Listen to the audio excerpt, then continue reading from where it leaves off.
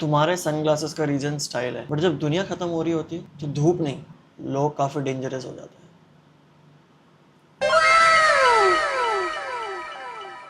Welcome back to VFX boy. और आज हम एक ऐसी मूवी के बारे में बात करने वाले हैं जिसका नाम सुनते ही आपको पीटीएसडी ट्रिगर हो जाएगा। 28 years later। एंड इस बार the horror is real, more personal and बहुत ज्यादा ब्रूटल। स्वागत है आप सभी का वीएफएक्स बॉय पर। Welcome back to the channel. And first thing first, अगर आप वंडर कर रहे हो कि ये एक एक्चुअली सीक्वल है, प्रीक्वल है, तो yes, it's a direct sequel to 28 days later and 28 weeks later, जिसमें अब हमको 28 years later बताया गया है कि इस पूरे ज़ॉम्बी वाले सिनेरियो में चीज़ें कैसे बदल गई हैं। Danny Boyle is back as a director. OG energy is back with the modern dread. आज की दुनिया का डर, पॉलिटिक्स, रेज, सारा चीज इस मूवी में परफेक्टली इन्फ्यूज किया गया है। So it's not just zombies, it's what we have become after the apocalypse. इस मूवी में zombies के अलावा भी एक इंसानियत का ऐसा चीज पोर्ट्रे किया गया जहाँ पे पॉलिटिक्स, रेज, गुस्सा, मारपीट जो एक्चुअल ह्यूमंस में होता है, तो उनको एज अ मॉन्स्टर पोर्ट्रे किया गया। तो भाई मैं पॉपकॉर्न खाते खाते डर रहा था, because at points it is too scary यानी कि जंप स्केयर हॉरर आपको देखने नहीं मिलेगा, but the eerie feel is very real in this. So what worked actually and जिसकी वजह से मूवी ने फाड़ दिया,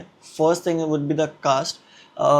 डिसअपॉइंटिंगली Cillian Murphy is not in the series. लोग एक्सपेक्ट कर रहे थे इससे पहले कि मे बी उनका कैमियो होगा, या he was in the same universe. First movie उन्हीं से स्टार्ट हुआ था, तो maybe he might be there somewhere, but he is not there in the movie. But trust me, the new lead actually completely owns the screen. Character depth check, emotional gravitas check, सारी चीज़ें इतना perfectly है कि आपको समझ में या कुछ मिसिंग नहीं आएगा, ऐसा कि कुछ तो मिसिंग है। डायरेक्शन तो काफ़ी वाइल्ड है, बहुत सारे शेकी कैम है, but not in the bad way, थोड़े अच्छे तरीके से कि आपको लगेगा कि आप अपने ज़िंदगी बचाने के लिए भाग रहे हो। बेसिकली चिल्ड्रन ऑफ मैन वाला पूरा फील आएगा कि you are running away from something. और साउंड डिज़ाइन तो it is crazy, like it is mad. आपको लिटरली आपका ब्लड प्रेशर स्पाइक होते हुए फील होगा। द रेज इज थम्पिंग, मतलब आपको फील होगा कि यार ये अब तो कुछ इंटेंस होने वाला है। फुल स्लो साइलेंसेस है। जब यूजुअली वो पूरा वायरस फैलता है तो इट्स लाइक यार, मतलब आपको लगता है कि यार कुछ तो हो रहा है। इतना वो डेड साइलेंस भी एज काम करता है मूवी में। एंड अगर वीएफएक्स की बात करें तो इट इज़ सटल बट बहुत शार्प है।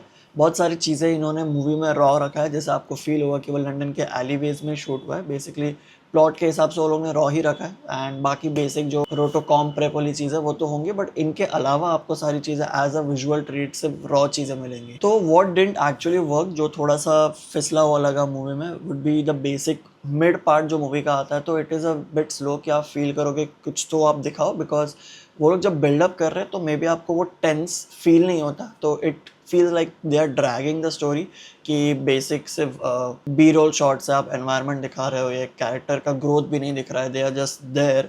सो वो पैच आपको थोड़ा सा खटकता है। वो बेसिकली 10-15 मिनट का बीच का एक पैच है, तो आपको लगता है कि थोड़ा लंबा हो रहा है। एंड बहुत सारे कैरेक्टर्स को ऐसा डिजर्विंग आर्क नहीं मिला। ऐसा लग रहा था कि उनका जो डेथ है वो वेस्ट हो गया, उनको और एक्सप्लोर किया जा सकता था, बट इस मूवी में नहीं किया गया। और थोड़ा ज़्यादा लंदन दिखा देते तो और मज़ा आता, but they have confined it to a single space, एक ही एरिया में चीज़ें हो रही थी। बट अगर थोड़ा एक्सपांड करते, मे बी दिखाते कि इसके अलावा और चीज़ें कहाँ कैसे लोग फील कर रहे हैं, तो मे बी और मज़ा आता। So final cheese, was it worth it और नॉट, आपको देखनी चाहिए या नहीं देखनी चाहिए। सो 28 years later is just not a horror film, it's a mirror जो आपको बोलता है कि आप सिर्फ खुद से मत भागो और मॉन्स्टर से मत भागो, अपने इमोशन से भी भागो। You can watch it if you are a fan of atmospheric horror जो आपको चिल्स दे। Basic it's a very subtle kind of horror जहाँ पे आपको जंप स्केयर्स नहीं है, बट स्टिल द वाइब जो बिल्ड जो मुझे एक्चुअली पसंद आता है हॉरर्स में, कि जो आप एनवायरनमेंट क्रिएट करते हो, बिल्ड करते हो, जो टेंशन आपको फील होता है साउंड डिज़ाइन से या विजुअल से,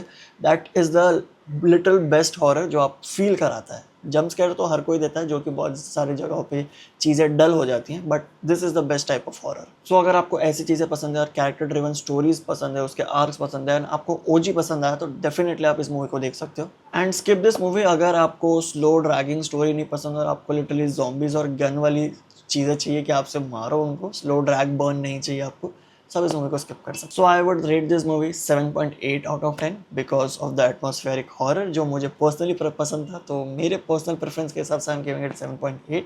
हो सकता है कि पॉसिबली आपको चीज़ें वैसे पसंद ना आए, तो एटमॉस्फेरिक स्टोरी और चीज़ें अगर हम हटा दें तो may be it deserve somewhere around 6.5 और 7। और अगर आपको लगता है कि पैंडमिक के बाद सारी चीज़ें चिल डाउन हो गई, एकदम कूल डाउन हो गए, तो आप डेफिनेटली इस मूवी को जाके देखो, क्योंकि आपको पता चलेगा कि रेज कम नहीं होता, वो इवॉल्व होता है। सो इस वीडियो के लिए सिर्फ इतना ही। लाइक करो, शेयर करो, सब्सक्राइब करो और मुझे नीचे कमेंट पर बताओ कि अगर आप इस ऐसे दुनिया में पहुंच जाओ जहां आपको सर्वाइवल करना पड़े, तो क्या आप चेन सॉ की मदद लोगे या मेरी तरह कूल बन के सनग्लासेस लगाओगे।